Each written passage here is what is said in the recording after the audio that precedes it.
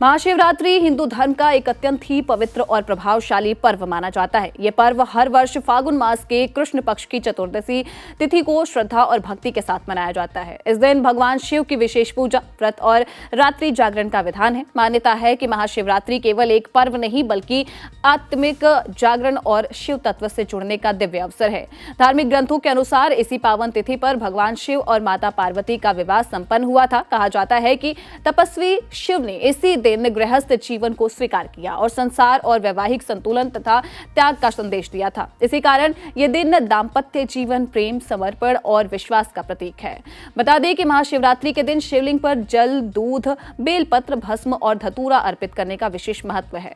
भक्तजन मानते हैं कि इस दिन सच्चे मन से की गई आराधना से जीवन में जो कष्ट है वो दूर होते हैं और मनोकामनाएं भी पूर्ण होती है। विशेष रूप से विवाह में आ रही बाधाएं, पारिवारिक कलह और मानसिक अशांति से मुक्ति के लिए यह व्रत अत्यंत ही फलदायी माना गया है। इस वर्ष महाशिवरात्रि की तिथि को लेकर विशेष सहयोग बन रहा है। फागुन मास के कृष्ण पक्ष की चतुर्दशी तिथि का आरंभ जो है वो 15 फरवरी रविवार की संध्या 5:05 से माना गया है। यह तिथि अगले दिन यानी कि 16 फरवरी सोमवार की शाम 5:35 तक रहेगी। शास्त्रों में बताया गया है कि जिस रात्रि में निषेध काल के दौरान चतुर्दशी तिथि आती है उसी दिन ही महाशिवरात्रि का पर्व मनाना उत्तम माना जाता है। इसी कारण धार्मिक दृष्टि से 15 फरवरी को महाशिवरात्रि का जो व्रत और पूजा करना अधिक शुभ और शास्त्र समस्त जो है माना गया है। हालांकि जो श्रद्धालु केवल चतुर्दशी तिथि के अनुसार व्रत रखते हैं वे 16 फरवरी को भी उपवास कर सकते हैं। दोनों ही स्थितियों में भगवान शिव की कृपा प्राप्त हो सकती है यदि भक्ति भाव सच्चा हो।